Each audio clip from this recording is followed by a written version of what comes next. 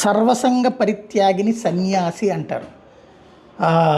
సగం తెలిసి సగం తెలియకుండా ఏదేదో మాట్లాడేస్తూ పరమజ్ఞానిగా ఉండేటటువంటి వాళ్ళని సన్నాసి అంటారనమాట. ఎందుకు పనికిరానోడు అంటారు. ఇప్పుడు బడ్జెట్ గురించి తెలిస్తే మాట్లాడాలి, తెలియకపోతే మాట్లాడాలి. ఏది పడితే అది మాట్లాడేసేయడం మా హక్కు అన్నటువంటిది. సరే, భావ ప్రకటన స్వాతంత్ర హక్కు ఉంది కాబట్టి మాట్లాడేయచ్చు. ఇప్పుడేంటి 2 కోట్ల ఉద్యోగాలు ఏడాదికి కల్పిస్తామన్నారు కదా, ఏడ కల్పించారు? బడ్జెట్లో ఎక్కడ పెట్టారంటే ఆ సన్నాసులకు అర్థం కాదు ఏంటంటే 2 కోట్ల ఉద్యోగాలు కల్పించడం అంటే 2 కోట్ల ప్రభుత్వ ఉద్యోగాలు ఇస్తారని కాదు. ఎవడన్నా బుద్ధి బుర్ర ఉన్నోడు ఏడాదికి 2 కోట్ల రూపాయలు చొప్పున ప్రభుత్వ ఉద్యోగం 2 కోట్ల ఉద్యోగాలు చొప్పున ప్రభుత్వ ఉద్యోగాలు 5 ఏళ్లలో 5 రోజులు 10 అంటే ఇప్పుడు 15 ఏళ్ళ అంతకుముందు 10 ఏళ్లలో 10 రోజులు అంటే ఇక అసలు మామూలు ఎంప్లాయ్ ఎవడుంటాడు? యాడ్ నుంచి డబ్బులు పట్టుకొస్తారు? అమెరికా బ్యాంకులు దోస్తారా? ఏముంటుంది?